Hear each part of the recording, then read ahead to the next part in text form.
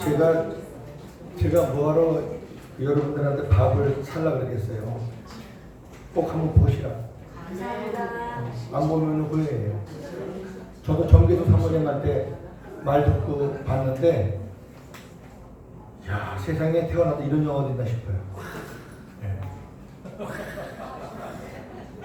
정말 저는 근데 이 정도 표현인데 우리 송충물 목사님 이제 보시고 나면은 굉장할 거야 표현이.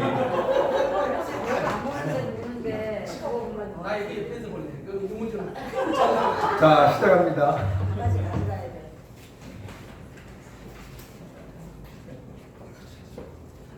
지난 시간에는 우리 어린이와 천국에 대해서 했는데 오늘은 어버이와 천국에 대해서 하겠습니다.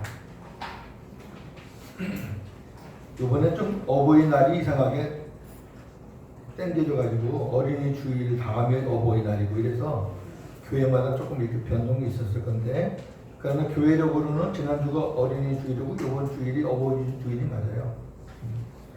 지난 시간에 새 언약의 복음을 모르면 어린이의 의미를 알 수 없다고 말씀드렸는데 어버이도 마찬가지입니다. 섹스피어는 부모님의 음성은 하나님의 음성이다. 왜냐하면 아이들에게는 그들이 하늘의 대리자이기 때문이다 라고 말했습니다. 그렇습니다. 이것이 성경의 가르침입니다. 어버이에게 담긴 천국 복음은 무엇일까요? 첫째, 부모에 대해서 먼저 보겠습니다. 부모. 그리고 자녀. 오늘 본문은 이 내용 안에 본문이 다 나오니까 두 번 반복 안 하기 위해서 그냥 지나갑니다. 첫째, 자녀는 부모의 소유물이 아니라는 거예요. 네, 하나님의 선물입니다. 시편 127편 3절.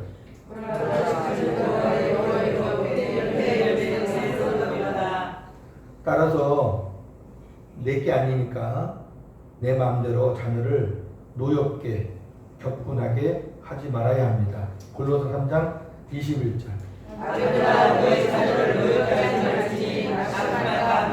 네, 이게 여러 가지 이제 원어의 뜻을 보면 여러 가지가 있는데 그 중에 보면은 비인격적으로 대하지 말라 이런 말이 있어요.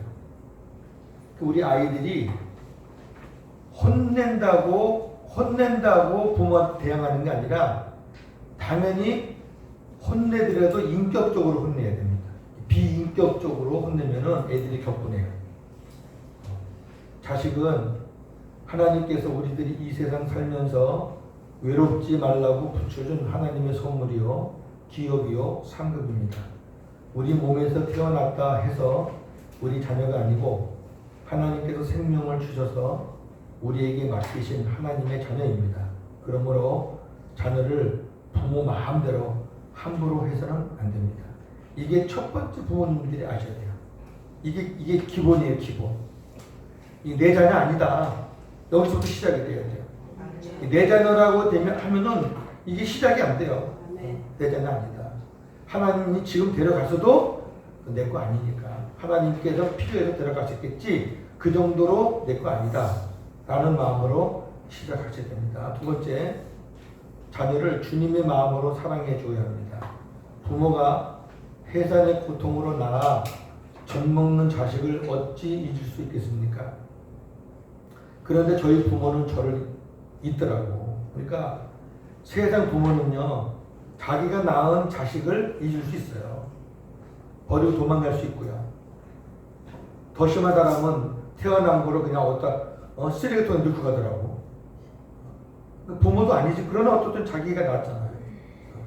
물론 정신적으로 마음적으로는 평생 고통스럽겠지만, 그러나 혹 잊을지라도 하나님 아버지는 우리를 잊지 않으십니다. 왜냐하면 하나님은 우리를 구원하시기 위해 독생자를 십자가에 죽게 내어주신 사랑의 아버지시기 때문입니다.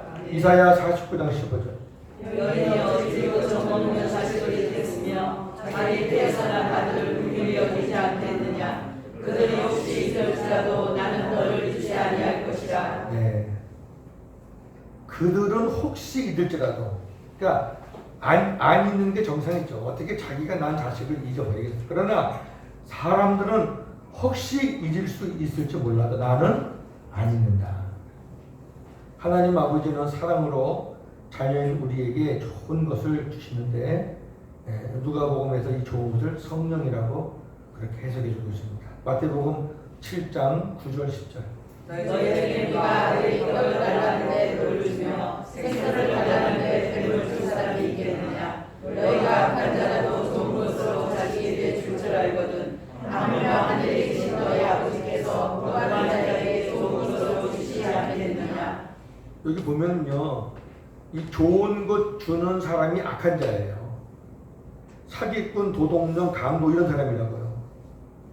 그런 사람인데도 다른 사람에게는 악을 행해도 자기 자녀에게는 좋은 걸 준다는 거예요. 이게 사람의 본성이에요.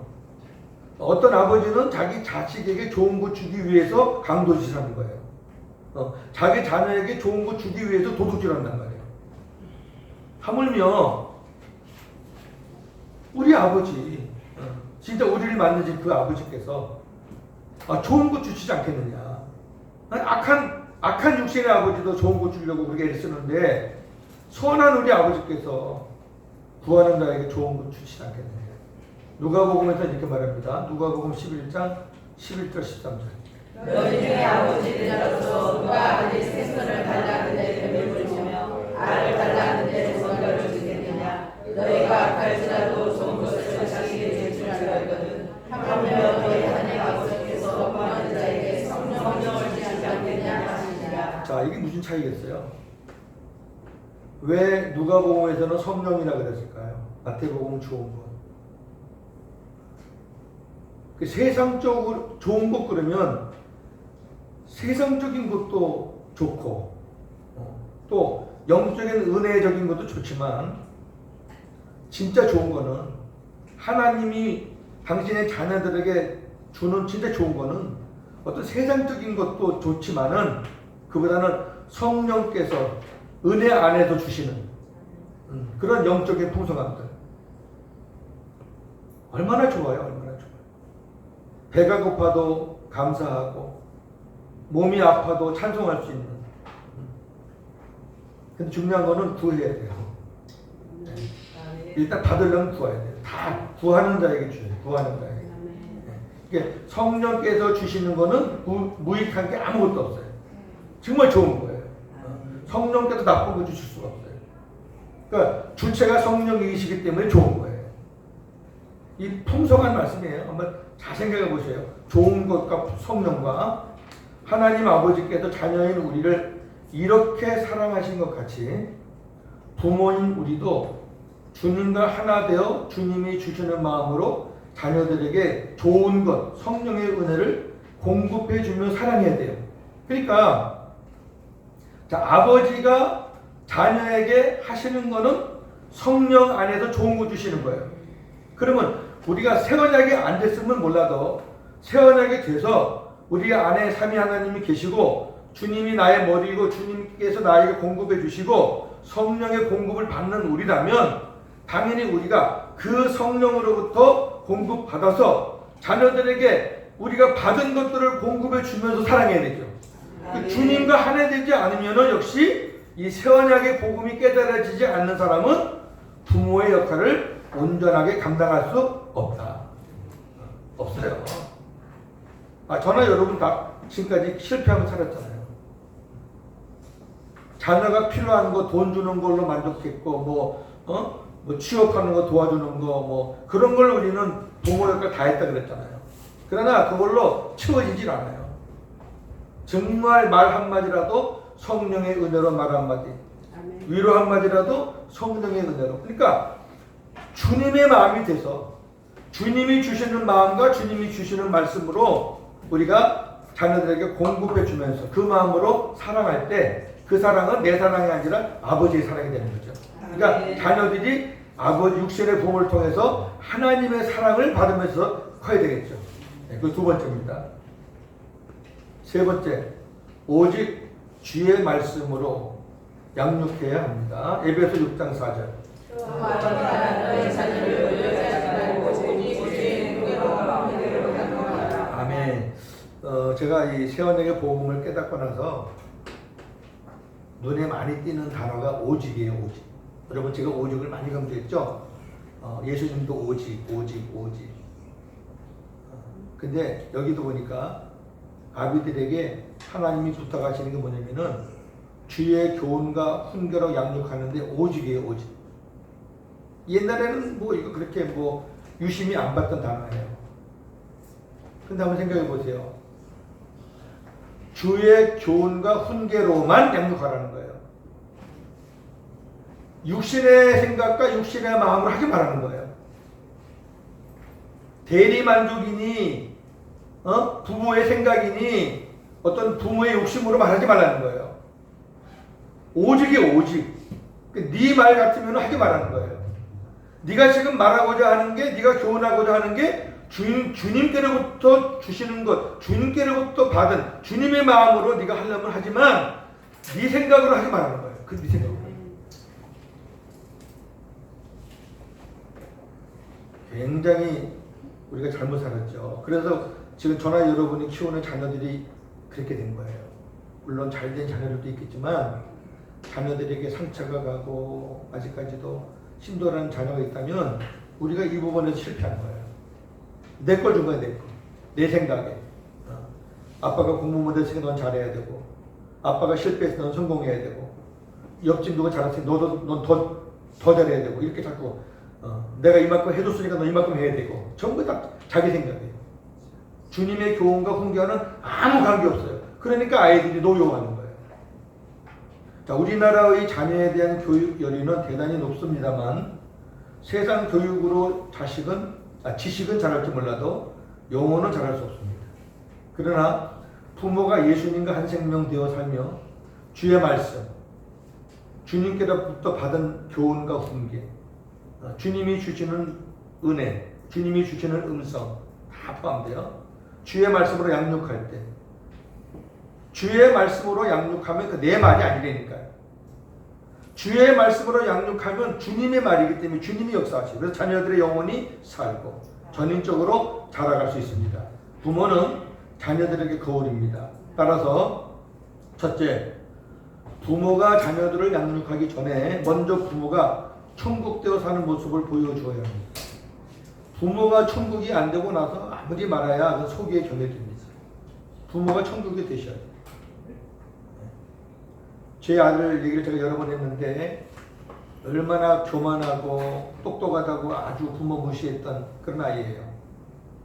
근데 제가 한 3, 4년 전부터 엄마 아빠를 보니까 조금 이상하거든. 옛날 자기가 봤던 엄마 아빠가 아니란 말이에요. 아빠가 큰 소리도 안 치고 또 자기가 막 똑같이 행동하는데 자기가 책망도 안 하고 이상해. 아빠가 변했어. 엄마가 변했어. 그러면서 애가 이제 만져지기 시작하다가 이제 자기 엄마 보내면서 애가 이제 지금은 뭐 하루에도 몇 번씩 전화 카톡하고 그렇게 친근할 수가 없어요.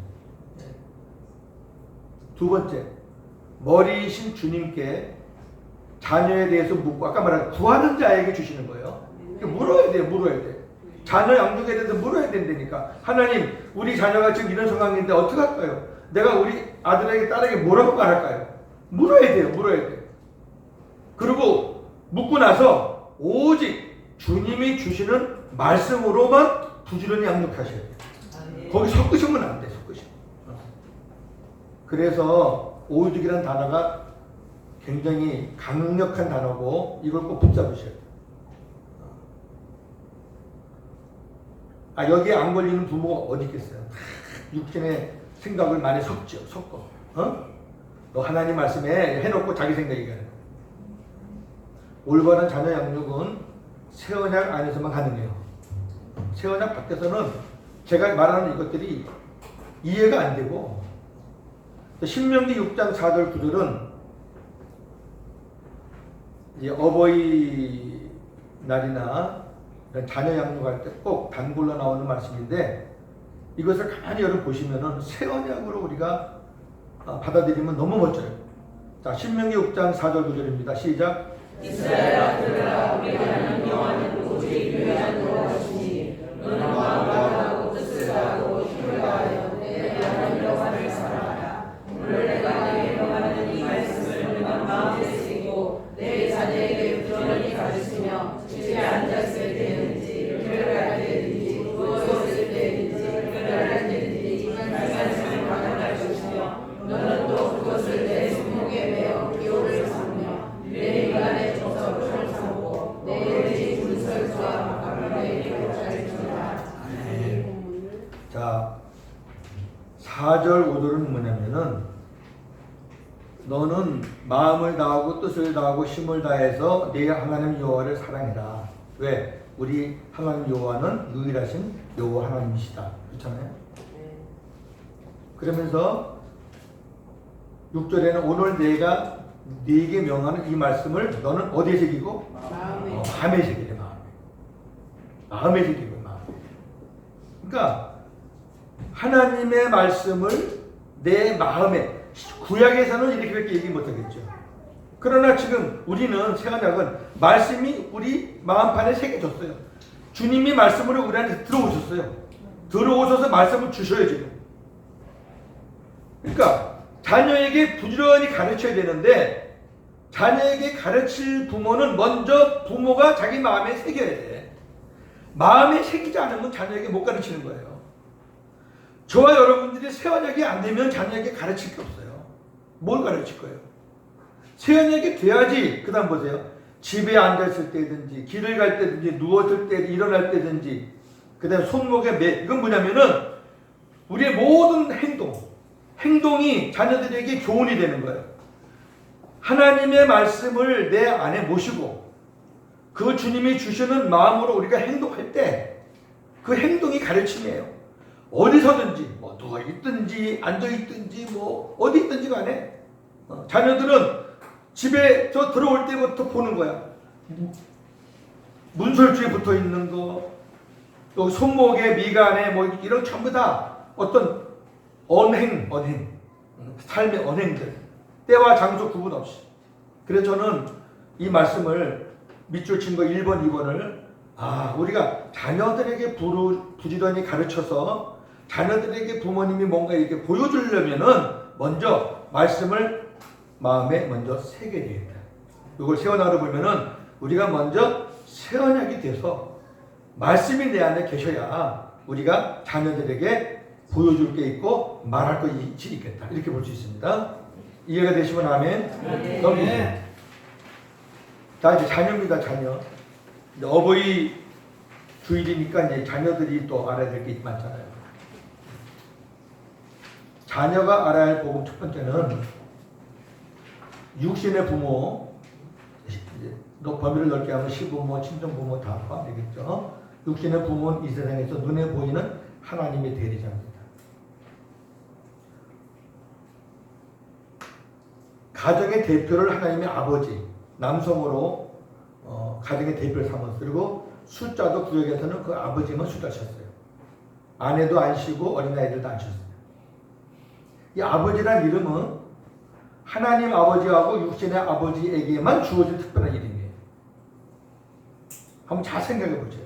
아버지는 아저씨도 안 되고 삼촌도 안 되고 아버지는 이 땅에서 딱 한 사람에게만 주어져요. 자기를 낳은 아버지 있어요. 그리고 하나님 아버지예요. 이는 하나님 아버지께서 육신의 아버지에게 자신의 권위를 위임하셨다는 거예요. 이 아버지, 데오스라는 이 말 안에는 권위, 사랑 이런 게 다 함축이 되어 있어요. 이 굉장한 이름이에요. 이 이름이. 왜 이 땅에 한 가정의 가장에게 하나님 아버지가 당신의 이름을 왜 그 사람에게 줬을까? 이거는 굉장히 깊은 뜻이 있는 거죠. 자신의 권위를 위임하신 거예요. 자, 10월이 12장 9절 시작. 우리 육신의 아버지가 우리를 징계하여도 공평한 형은 하나님과 모든 영의 아버지께 공평한 천사지 않느냐. 네, 우리를 징계하는 사람도 둘이에요. 육신의 아버지도 자식이 잘못하면 혼내요. 근데 다른 사람이 옆집 아저씨가 혼내면은 공평하지 않지만은 육신의 아버지는 우리를 징계하더라도 자식들은 그분을 공경해야 돼요. 그게 아버지예요. 공경해야 돼요. 왜? 잘 되라고 징계하는 거니까. 하물며 영의 아버지, 하나님 아버지께 우리가 복종하며 살아야 되지 않겠느냐. 육신의 아버지와 영의 아버지를 대비시키면서 히브리 기자가 말씀하고 있어요. 또 하나 증거는 부모를 공경하라의 공경하라와 여호와를 공경하라의 공경은 동일한 단어 카벳이에요. 동일한 단어예요. 에베소 6장 1절과 잠언서 3장 2절. 하나님은 부모를 공경하는 것과 하나님을 공경하는 것을 같은 의미로 말씀하셨어요. 에베소 6장 1절. 자녀들아 너희 부모를 주 안에서 순종하라. 이것이 원이라. 내가 아버지와 어머니를 공경하라. 잠언서 3장 9절. 내 생명과 예수 삼의 성이거늘 여호와를 공경하라. 하나님께서 자녀들에게 순종하라, 공경하라 했을 때 네 부모님이 이러니까 순종하라. 네 부모님이 이렇게 좋은 분이니까 공경하라. 그렇게 안 했어요. 순종하라, 공경하라의 조건은 하나예요. 네 부모니까. 네 부모니까 순종하는 거야. 네 부모니까 공경하는 거고. 근데 어떻게 공경하냐면은 잠언서에 보니까 여호와를 공경하는데 제일 귀하고 값진 걸로 공경해요. 그럼 동일하게 부모에게도 귀하고 값진 걸로 공경해야 돼요. 공경이라는 단어가 무겁다는 단어잖아요. 무겁다. 그러니까 무겁게 여기면 당연히 귀한 걸로 우리가 공경하는 거죠. 따라서 자녀들은 모든 일에 하나님께 순종하듯이 부모에게 순종해야 하고 자녀가 부모를 공경하고 부모에게 순종하는 것은 곧 하나님께 하는 것이다. 같은 의미니까. 골로새 3장 20절.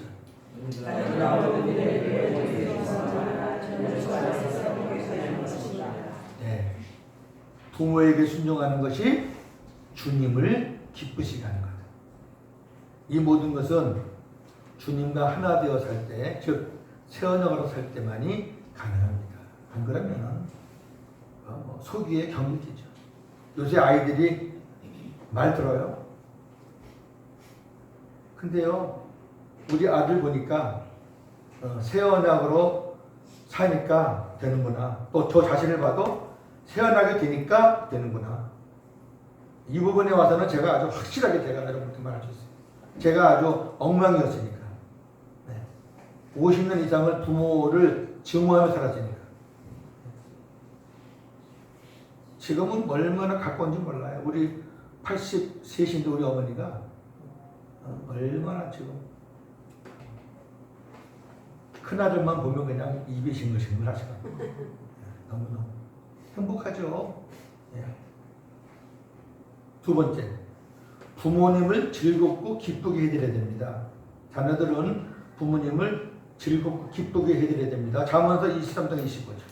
내 부모를 즐겁게 하며 너나 어머니를 기쁘게 하라. 자, 자녀들이 육신의 방법으로 부모를 즐겁게 기쁘게 해드리는 거에는 한계가 있어요.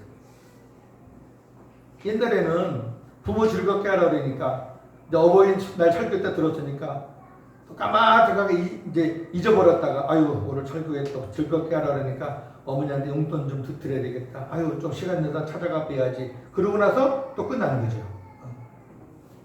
그냥 돈 보내주고 뭐 이렇게 한번 찾아가 뵈면은 그걸 그냥 365일 중에서 그냥 며칠은 기쁘게 해드리고 나머지는 그냥 모르는 거지. 이렇게 시간과 물질의 한계가 있어요. 또 얼마만큼 해야지 부모가 또 만족을 하겠어요. 자, 두 가지예요. 생명되지 않은 부모가 있을 거고 생명된 부모가 있을 거예요. 자, 생명되지 않은 부모에게는 먼저 천국 복음을 전하셔야 돼요. 다른 거 없어요.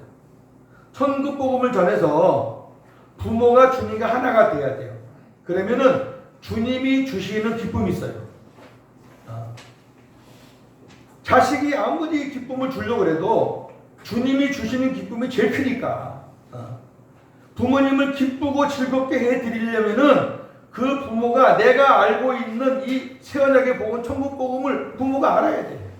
그래야지 부모가 주님께로부터 기쁨과 즐거움을 받아 누리도록 해드려야 돼요. 이것이 첫 번째 즐거움과 기쁨을 주는 건데 아직까지 부모님이 생명이 안 됐다 그러면 이건 차일피일 미룰 문제가 아닙니다. 빨리 하셔야 돼요. 생명 안 된 부모에게 돈 몇 푼 쥐어주고 나오는 거는 그건 효도가 아니에요. 그건 진짜 기쁨이 아니에요. 그건 천국 복음을 모르시는 분들이지. 그렇게 할 수가 없지. 어떻게 자기 엄마 아버지가 지옥 가는데 그걸 가만히 보고 계셔요. 그러니까 생명되지 않은 부모에게는 물론 용돈 이런 건 드리지만 기본적으로 천국 복음을 전해서 한 번 안 되면 두 번, 두 번 안 되면 세 번, 안 되면 10번 해서 어떤 부모님 생명돼야 돼요. 두 번째, 그렇게 생명이 됐잖아요. 생명이 되면은 이제는 상황이나 환경이 어떠하든지 부모님 말씀에 예하셔야 돼요. 근데 순종하기 어려울 때 있잖아요. 부모가 엉뚱한 얘기하거나 뭐 그럴 때는 있잖아요. 우리 방식 있잖아요. 하나님 부모님에게 생수 부어주세요. 제 마음 생수 부어주세요. 생수를 부어주고 생수를 붓고 이렇게 해서 주님이 마음 되면 다 통해요. 저희들은 다 돼요. 주님 마음 되니까 다 되고요. 이거밖에 없어요. 이거밖에. 자, 마지막 세 번째, 하나님께서 상급을 약속한 계명입니다. 부모를 공경하라는 제5계명에는 순종하는 자에게 하나님의 상급이 약속되었습니다. 10계명 중에 유일하게 약속이 되어 있는 계명이죠. 뭐 우상을 숭배하지 마라 거기에도 뭐가 붙었지만 그러나 아주 구체적으로 정확하게 상급이 약속되어 있는 계명은 이 5계명입니다. 하나님의 말씀과 약속은 천재가 없어져도 변개하지 않아요. 그러니까 무슨 말이냐면은 하나님의 상급이 약속되어 있는 계명이기 때문에 반드시 그 약속이 있다는 거죠. 출애굽기 20장 12절.